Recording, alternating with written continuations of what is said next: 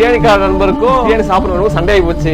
தயாளோட father ஒரு area councillor. எல்லாருமே கஷ்டப்பட்டு தான் earn பண்றோம். ட்ரஸ்ட் மூலமா சம்பாரிச்ச காசை டாக்ஸ் கட்டாம தப்பிச்சிடுறாங்க. எந்த அத்தாரிட்டில இவங்க இந்த சர்டிபிகேட்டை கொடுக்குறாங்க? ஆரம்பிக்கலாங்களா? கடைசியாக பார்த்தா பிரியான் மேன் வந்து கைது செய்யப்பட்டார். அவர் என்ன எது கீழே கைது செய்ய பார்த்தீங்கன்னா பெண் குடும்ப வலிமை சட்டத்துக்கு கீழே கைது பண்ணியிருக்காங்க. இது கம்ப்ளைண்ட் கொடுத்தது எனக்கு தெரிஞ்சு டைலாக்காக தான் இருக்கும். ஏன்னா அவங்க 3 நாளைக்கு முன்னாடி எனக்கு மனசு கஷ்டமாக இருக்குது, இந்த விஷயத்துலேருந்து எப்படி எங்கள் ஃபேமிலி எல்லாம் வெளியே வரதுன்னு சொல்லிட்டு ஒரு ரீல்ஸ் கூட போட்டிருப்பாங்க. மேக்ஸிமம் அவங்களா தான் இருக்கும். அவங்க இப்போ போட்ட ரீல்ஸில் கூட எல்லோரும் போய் ஏ டு டி அசம்பிளி அப்படின்னு போட்டிருப்பாங்க. அதை பார்த்துட்டு கூட டைலாக் ஏ2டியை கனெக்ட் பண்ணி கூட சொல்லியிருக்கலாம், நீங்கள் போய் போலீஸில் கம்ப்ளைண்ட் கொடுத்துருங்க அப்படின்னு சொல்லியிருக்கலாம். ஆனால் உண்மையிலே பிரியாணி மேல் மன ரீதியாக எல்லாத்துலேயும் ஒரு குழப்பத்திலேயே ஒரு இதாக மாறிட்டார். கடைசியில் அவர் கூட லைவில் கூட சொல்லியிருப்பார், நான் தூக்கு சாக போகிறேன் அந்த மாதிரி கூட சொல்லியிருப்பார். முன்னாடி வீடியோ எஸ்கேவா அவரை ஒருத்தர் கூட கலாய்ச்சிப்பார் இவரை. அப்போல்லாம் ரொம்ப மனசு வேதனையில் ஆகிட்டாரான்.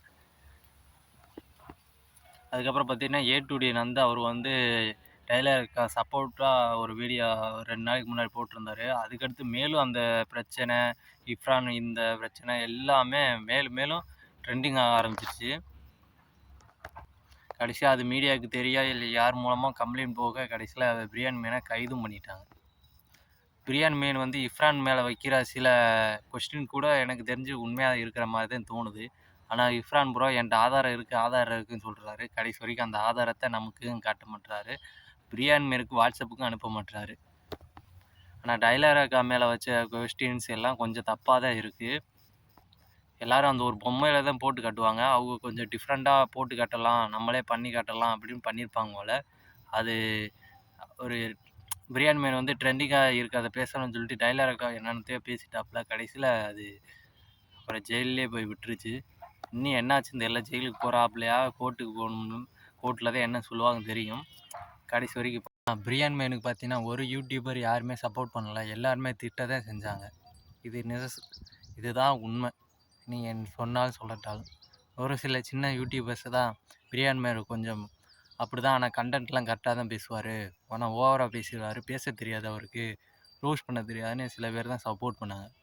ஆனால் மதன் கௌரி பூரா உனக்கு வேணாம் எனக்கு வேணாம், நான் பொதுவாகவே நின்றுக்கிறேன்டா அப்படின்னு இந்தியா மாதிரியே நின்றுட்டார். அதை பற்றியே பேச